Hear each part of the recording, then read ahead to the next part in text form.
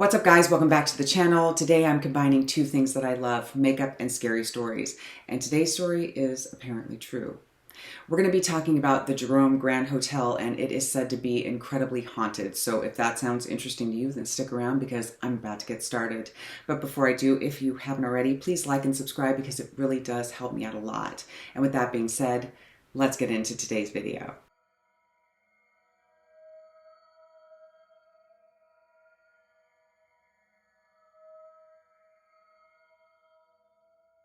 Okay guys, hair is up, eyes are primed, and we're ready to get started. I'm going to be using my little Makeup Geek quad that I got from Target a little while back in case you're wondering what I'm using for eyeshadow today.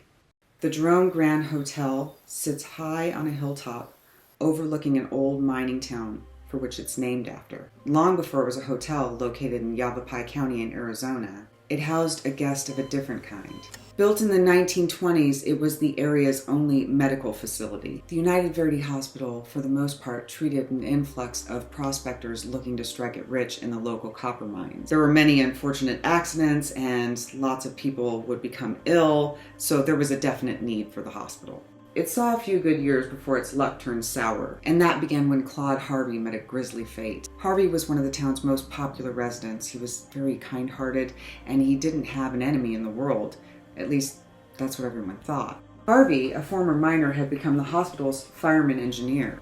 They searched the premises and found him in the basement, his body pinned beneath an elevator. They managed to free him, but unfortunately, it was too late. After an investigation, it was determined that the elevator was not the cause of death. Two signs of trauma were evident on his body: an abrasion behind his ear and a broken neck that had ended his life, which meant that Harvey had been placed in the elevator after he had died. Representatives of the corporate owners requested that no autopsy be performed, fearing that news of foul play would hurt business, and because they had a lot of capital, they were able to buy their way out of this unsavory incident. And Harvey's death was filed an accident. Those who knew him knew that this was foul play, and they vowed that they would not rest until justice was served. And soon after, it became very evident that Harvey wouldn't rest either. The hospital stayed open for another 15 years, and during that time, accidental deaths became the norm. And by the time it closed its doors in 1950, it was estimated that 9,000 people had perished within its walls. At the peak of Jerome's mining days, the population was at roughly 15,000. By 1950, it was down to 50 residents. And for all intents and purposes, Jerome had become a ghost town. And even though the hospital was no longer in use, it was still being maintained, just in case Jerome began to thrive again. It remained untouched until the 1970s, and that was when its furniture was sold off to the highest bidder. After that, no one stayed in the hospital for long. Caretakers, even those who were desperate for a place to stay, wouldn't last more than a few nights. Retired police chief Ron Ballator had said that he had received countless calls over the years about disturbances on the hospital grounds and in the hospital itself. Mostly reports of lights being turned on the third floor, which wouldn't have really bothered him if he hadn't been aware that the building itself hadn't had any power for several years. In December of 1993, Larry Arthur had bought the old hospital and quickly turned it into the Jerome Grand Hotel. And things got off to a rough start.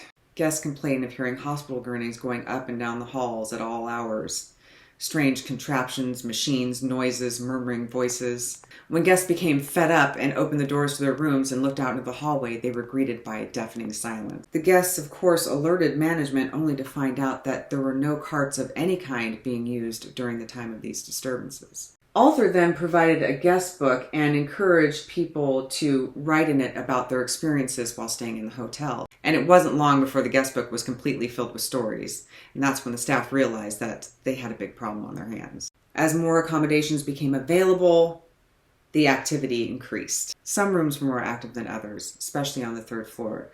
Room 32 proved to be one of the most active rooms on that floor. But it was by no means confined to that room or that floor. A young couple in room 20 reported banging on their closet door in the middle of the night. Jolted awake, they saw a woman walking around in their bathroom, and they could hear her whispering, "Be careful, I'm in here." Of course, being terrified, the two stayed up all night long and quickly left the following day. A small boy had been reported many times wandering the halls near room 39A, where he would approach guests asking them to help him find his father, and before they could react, he would vanish. When the hotel was still a hospital, Room 23 and 25 were known as the death rooms because of their high mortality rate. Guests had described hearing coughing, wheezing, labored breathing when they were in the room by themselves.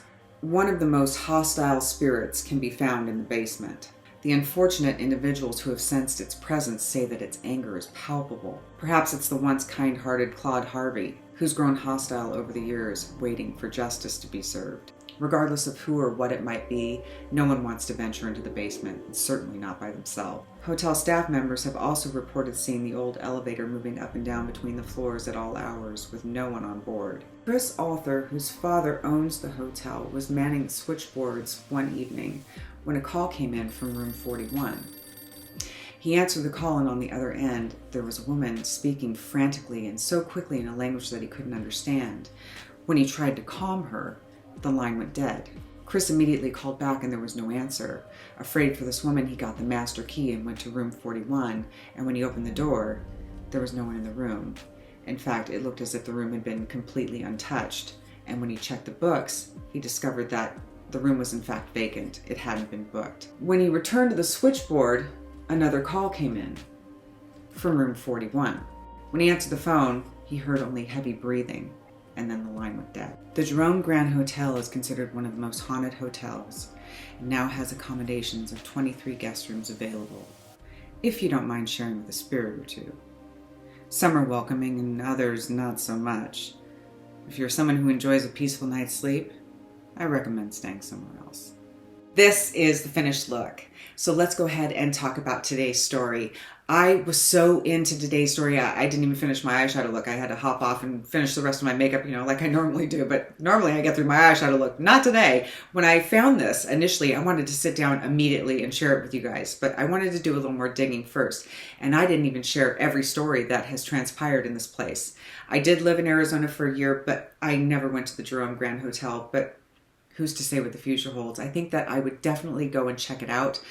But I'm not sure that I'd be able to spend the night because it is incredibly haunted and there are a lot of creepy things that have gone on there. So I know not everyone believes in that sort of thing, and I'm curious to know your thoughts. So I look forward to talking to you guys about it in the comments. Let me know if you've had any ghostly experiences, anything like that. And yeah, we'll go ahead and continue the conversation there. So anyway, that's going to do it for me today, guys. Thank you so much for sticking around and watching. I really do appreciate it. And until next time, stay alert.